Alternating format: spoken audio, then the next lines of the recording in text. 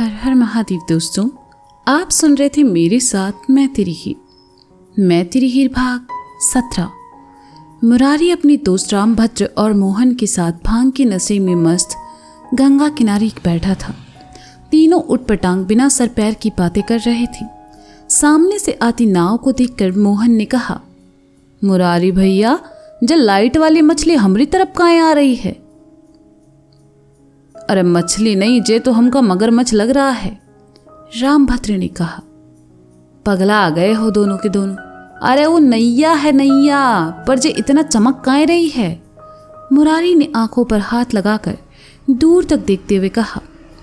नाव में बैठे शिवम की नजर जब घाट किनारे पड़ी तो उसने सारिका से कहा, जो मुरारी यहाँ क्या कर रहा है? मुरारी भैया? सारिका ने किनारे की तरफ देखा।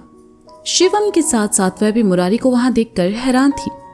उसने हैरानी से शिवम की तरफ देखा। शिवम ने केवट की तरफ देखकर कहा, कृष्णा, जे नाव को जरा किनारे लगाना।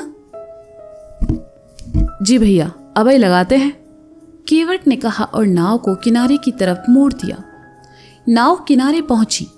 शिवम सारिका के साथ नीचे उतरा और मुरारी की तरफ आया। उसने आते हुए सारिका से कहा, सरू, तुम यहीं रुको, हम आते हैं। सारिका वहीं सीढ़ियों के पास रुक गई और नाव वाला भी नाव किनारे लगाकर ऊपर चला गया। मुरारी वहीं किनारे पर बैठा पानी से खेल रहा था। शिवम को आते देखकर मोहन और रामभद्र वहां से भाग गए और मुरारी को अकेला छोड़ गए। मुरारी पर भांग का सुरूर था, इसलिए वह गाने लगा, अरे जाके बबवा बन जा, बनारस में पंडा में शेर जे। मुरारी ने लड़खड़ाते हुए गाना गाया। मुरारी, मुरारी, शिवम ने पीछे से आकर गुस्से से कहा। जैसे ही शिवम की आवाज मुरारी के कानों में पड़ी, मुरारी उठा और शिवम की तरफ पलटकर हाथ जोड़ते हुए कहा, अरे भैया, आप हैं? महादेव भैया महादेव, पर आप अकेले चले आए, सारिका भाभी नहीं आई आपके साथ? मुरारी ने लड़खड़ाते हुए कहा। वह गिरता इससे पहले शिवम ने उसे संभाल लिया और उसका हाथ थामकर उसे अपनी तरफ लाकर कहा, हमें ये बताओ, यहाँ क्या कर रहे हो तुम? मुरारी मुस्कुराया और कहा, अरे भैया, वो बिजली, हम बिजली का डांस। का बताए भैया, का रंग जमाया हमने आज, तुम मिस कर दिए कसम से। शिवम ने सुना तो मुरारी को झिड़कते हुए कहा, मुरारी, क्या तुमने कोई नशा? अरे हम कब्बो नशा वशा नहीं करते भैया, वो तो मोहनवा ठंडाई लेकर आया, बस वही पिए रे। का ठंडाई थी भैया, पूछो मत, मुरारी ने झूमते हुए कहा। उसे देखकर ही समझ आ रहा था कि भांग चढ़ चुकी थी उसे। मुरारी की बात सुनकर शिवम ने पलटकर कुछ दूर खड़ी सारिका को देखा। सारिका को परेशान देखकर शिवम को अच्छा नहीं लगा। वह मुरारी से आगे कुछ कहता, इससे पहले मुरारी की नजर सारिका पर पड़ी तो वह खुश होकर सारिका की तरफ आया और हाथ जोड़ते हुए कहा, अरे नमस्ते भाभी, भैया के साथ आप भी आई हैं? आप तो बनारस के घाटों पर चांद निकल आया है। मुरारी भैया संभल कर, सारिका ने कहा तो मुरारी उसके सामने चला आया और मुस्कुराते हुए उसे देखने लगा। मुरारी के पीछे शिवम भी आया और सारिका से कहा, सरू, गलत मत समझना, मुरारी इस वक्त होश में नहीं है। होश में नहीं है? अरे काहे होश में नहीं है? आपको लगता है हमने जरा से ठंडाई पी ली तो हम भंडा गए हैं? अरे सब होश है हमको, जे बनारस है, जे गंगा मैया है, तुम वो भैया हो, जे है हमारी भाभी, और यहाँ हवा में भांग घुला है। मुरारी मदहोश होकर कुछ भी बड़बड़ाए जा रहा था। सारिका ने सुना तो वह समझ गई मुरारी होश में नहीं है। उसने शिवम से कहा, शिवम जी, चलिए मुरारी भैया को घर लेकर चलते हैं, अनु को पता चला तो खामखा परेशान हो जाएगी। हमें तो इन पर गुस्सा आ रहा है सरू, 2 दिन बाद मुन्ना की सगाई है और मुरारी यहाँ। शिवम ने गुस्से से कहा, शिवम जी, जाने दीजिए ना, चलिए प्लीज, मुरारी भैया आइए घर चलते हैं। सारिका ने मुरारी को संभालते हुए कहा, आप रहने दीजिए, हम लेकर चलते हैं। कहते हुए शिवम ने मुरारी का हाथ थामा और आगे बढ़ गया। सारिका भी उन दोनों के पीछे चल पड़ी। बेचारा शिवम आज कितने दिनों बाद सारिका के साथ अच्छा वक्त बिताने घाट आया था और मुरारी की वजह से ये खूबसूरत पल भी बर्बाद हो गया। गौरी का घर इंदौर। गौरी बैग्स लेकर अपने कमरे में आई और उन्हें साइड में रखकर बाथरूम की तरफ चली गई। कुछ देर बाद गौरी कपड़े बदल कर वापस आई और अपना मुंह पोंछते हुए शीशे के सामने आकर खुद को शीशे में देखते हुए कहा, मान ने मुझे उस ड्रेस में देखा तक नहीं। क्या वो सच में इतना शाय है या फिर मुझे ऐसे कपड़ों में देखना नहीं चाहता? मान की तो कोई गर्लफ्रेंड भी नहीं रही। काशी ने बताया था ना कि मैं ही उसकी जिंदगी में पहली और आखिरी लड़की हूं। इसके बाद भी मान मुझे शॉर्ट ड्रेस में देखना नहीं चाहता। क्या होगा इस लड़के का? कहते हुए गौरी ने तौलिया कुर्सी पर डाला और खिड़की की तरफ चली आई। उसने कमरे की खिड़की खोली और पर्दे हटा दिए। ठंडी हवा के झोंके ने आकर गौरी के ठंडे चेहरे को सहलाया तो उसने अपनी आंखें मूंद ली और बड़बड़ाई, तुम ऐसे क्यों हो मान? 2 दिन बाद हमारी सगाई है। उस दिन हम ऑफिशियली एक दूसरे के हो जाएंगे।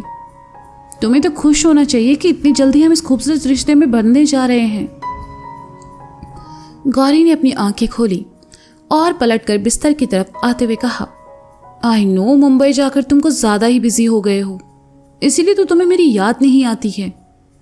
मुझे तुम्हें सुनना कितना अच्छा लगता है और तुम हो कि मुझसे बात तक नहीं करते। आओ तुम सगाई के लिए इंदौर। इतनी शिकायतें हैं ना इस बार मेरे पास कि तुम सुनते सुनते परेशान हो जाओगे। कहते हुए गौरी पेट के बल बिस्तर पर आ गिरी और अपना सर तकिए में छुपाकर कहा, क्या ऐसा नहीं हो सकता कि मैं तुम्हें याद करूं और तुम्हें वहां महसूस हो जाए और तुम मुझे फोन। गौरी ने अपनी बात पूरी भी नहीं की कि तभी उसका फोन बजा। गौरी ने बेमन से साइड में पड़ा फोन उठाया और देखा तो उसके दिल की धड़कनें बढ़ गई। स्क्रीन पर लाल दिल के साथ मान का नाम पॉपअप हो रहा था। गौरी का हाथ कांपने लगा। उसके हाथ से फोन गिरते गिरते बचा। उसने जल्दी से फोन उठाया तो स्क्रीन पर मुन्ना दिखाई दिया। ब्लैक शर्ट और फॉर्मल पैंट में मुन्ना जानलेवा लग रहा था। उस पर उसकी हल्की बड़ी हुई दाढ़ी और गहरी काली आंखें गौरी के होश उड़ाने के लिए काफी थी। गौरी तो बस उसे देखते ही रह गई। उसका मुंह खुला का खुला रह गया और वह अपनी पलकें झपकाना भूल गई। कैसे लग रहे हैं हम? मुन्ना ने धीमे स्वर में पूछा। गौरी को जैसे मुन्ना की बात सुना ही नहीं दी। वह बस मुन्ना को देखे जा रही थी। गौरी को खामोश देखकर मुन्ना ने अपने हाथ में पकड़ा फोन अपने सामने टेबल पर रखा और अपनी कलाई में घड़ी पहनते हुए कहा, एक्चुअली हम वंश और निशी के साथ बाहर जा रहे थे डिनर पर। हम ये पहनना नहीं चाहते थे लेकिन वंश ने कहा हम पर ये कपड़े अच्छे लगेंगे इसलिए पहन लिए। फिर सोचा क्यों ना एक बार तुमसे भी पूछ लें। अगर तुम यहाँ होती तो हम सब साथ में चलते। गौरी, गौरी, हम तुमसे बात कर रहे हैं, तुम ठीक हो ना? मुन्ना के आखिरी शब्द गौरी की कानों में पड़े तो उसकी तंद्रा टूटी और उसने खोए हुए स्वर में कहा, मत जाओ। क्या क्या कहा तुमने? मुन्ना ने हैरानी से पूछा। मत जाओ, तुम बहुत सुंदर लग रहे हो। अगर तुम ऐसे बाहर जाओगे तो लड़कियां तुम्हारे पीछे पड़ जाएगी। नहीं नहीं नहीं नहीं, तुम ये पहनकर मत जाओ, बिल्कुल नहीं जाओ, गौरी ने मचलते हुए कहा। मुन्ना ने सुना तो मुस्कुराने लगा और कुर्सी खिसका कर उस पर बैठते हुए कहा, तो पढ़ने दो, हम तो सिर्फ तुम्हारे रहेंगे। अगर किसी लड़की ने हमें देखा भी तो हम सामने से हाथ जोड़ लेंगे, ठीक है? मुन्ना ने कहा तो गौरी ने खुश होकर हवा में उसे किस करते हुए कहा, पर तुम इन कपड़ों में बहुत हॉट लग रहे हो। बस करो, अब हमें शर्म आ रही है, मुन्ना ने दूसरी तरफ देखते हुए कहा। तुम शर्माते हुए भी अच्छे लगते हो। वैसे तुम मुंबई में क्या कर रहे हो? वहां जाने की बजाय तुम मुझसे मिलने इंदौर आ सकते थे ना, गौरी ने कहा। इंतजार करो गौरी शर्मा, इंतजार का फल मीठा होता है, मुन्ना ने कहा। तो क्या बाद में ये फल मुझे खाने को भी मिलेगा? गौरी ने शरारत से अपनी आंखें चमकाते हुए कहा। शट अप, मुन्ना ने कहा तो गौरी ने अपना निचला होठ बाहर निकालकर मुंह बना लिया। अच्छा ये बताओ तुम्हें तोहफे में क्या चाहिए? मुन्ना ने एकदम से पूछा। हाँ, क्या क्या क्या क्या पूछा तुमने? गौरी ने चौंकते हुए कहा। हमने पूछा तुम्हें हमसे तोहफे में क्या चाहिए? मुन्ना ने बड़े प्यार से कहा। झुमके, गौरी ने सोचते हुए कहा। बस इतना सिंपल? मुन्ना ने पूछा। गौरी मुस्कुराई और कहा, इतना सिंपल कहाँ है? मुझे तोहफे में तुमसे झुमके चाहिए और वो तुम खुद अपने हाथों से मुझे पहनाने वाले हो। मुन्ना ने सुना तो कुछ देर के लिए शांत हो गया। गौरी को झुमके पहनाना मतलब गौरी के करीब आना। मुन्ना को खामोश देखकर गौरी ने मुस्कुराते हुए अपनी भवें उचकाई और कहा, देखो तुमने खुद पूछा है, अब तुम मना नहीं कर सकते। मुन्ना मुस्कुराया और कहा, ठीक है, और कुछ? क्या बात है मिश्रा जी, आज आप मुझ पर कुछ ज्यादा ही मेहरबान हो रहे हैं। बोलो बोलो, क्या बात है? गौरी ने कहा। एक गौरी, तुम हमेशा आप कहकर बुलाया करो ना, तुम्हारे मुंह से अच्छा लगता है। मुन्ना ने कहा। अच्छा जी, लेकिन मैं ऐसा नहीं कर सकती। तुम्हें आप कहकर बुलाती हूं तो लगता है मैं किसी बहुत बड़े आदमी से बात कर रही हूं। गौरी ने कहा। हाँ तो हम उम्र में तुमसे बड़े हैं ना, बुलाया करो हमें आप कहकर। मुन्ना ने कहा। जी नहीं, ये आप सब शादी के बाद। शादी के बाद तो मैं तुम्हें सुनिए जी कहकर बुलाऊंगी। मुझे तो अभी से शर्म आ रही है। गौरी ने खिड़की के पर्दे को पकड़कर शर्माने की एक्टिंग करते हुए कहा, और ये एक्टिंग कुछ ज्यादा ही थी, जिसका नतीजा ये हुआ कि रैंक में लगा पर्दा गौरी के हाथ में आ गया। गनीमत था कि नंदिता जी ने नहीं देखा। गौरी खिसियाकर मुन्ना को देखने लगी तो मुन्ना ने कहा, सच में दुनिया का 8वां अजूबा हो तुम। मुन्ना की बात सुनकर गौरी हंसने लगी। वंश पीछे तैयार होते हुए टीवी पर चल रहा कोई गाना गुनगुना रहा था और मुन्ना मुस्कुराते हुए बस गौरी को देख रहा था। लेके तू मुझको अपनी बाहों में चल, ए मेरे आने वाले कल, ए मेरे आने वाले कल, ए मेरे आने वाले कल, ए मेरे आने वाले कल। गौरी के रूप में मुन्ना का आने वाला कल उसके सामने हंसता मुस्कुराता खड़ा था। गौरी को खुश देखकर मुन्ना प्यार से उसे देखने लगा। गौरी ने चमकती आंखों से मुन्ना को देखकर अपनी भवें उचकाई तो मुन्ना ने कुछ नहीं कहा, बस अपने हाथ से गौरी की बलाएं लेकर अपने हाथ की उंगलियों से अपने होठों को छूकर गौरी की तरफ कर दिया। गौरी ने देखा तो पीठ के बल बिस्तर पर आ गिरी। मुन्ना से ऐसी चीजों की उम्मीद गौरी को कम ही थी, लेकिन गौरी शायद ये नहीं जानती थी कि मुन्ना उससे भी ज्यादा रोमांटिक लड़का था, जो सही वक्त पर अपनी भावनाएं जाहिर करना जानता था।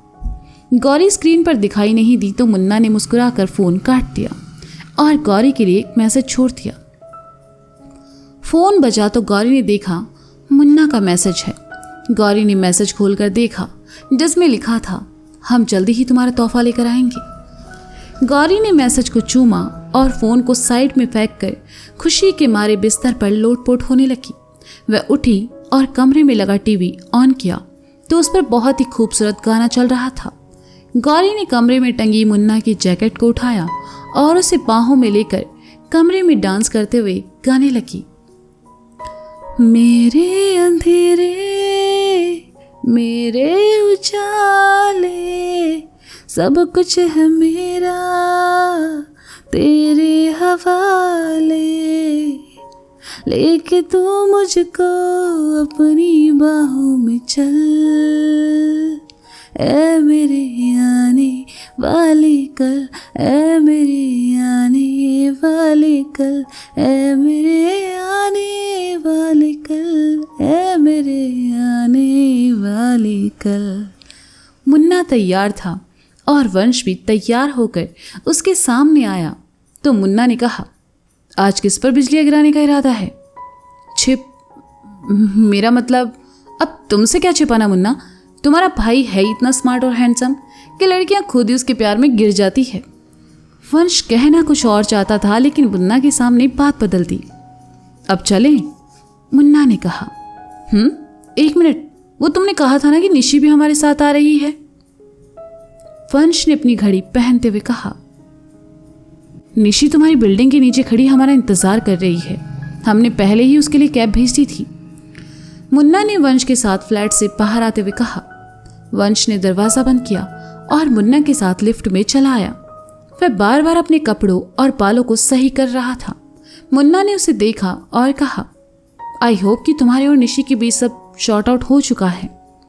हाँ, हमने सब शॉर्ट आउट कर लिया है, डोंट वरी मुन्ना, वंश ने कहा। दोनों लिफ्ट से बाहर आए और बिल्डिंग से बाहर चले आए। लॉबी में खड़ी निशी अपनी सहेली पूर्वी के साथ दोनों का इंतजार कर रही थी।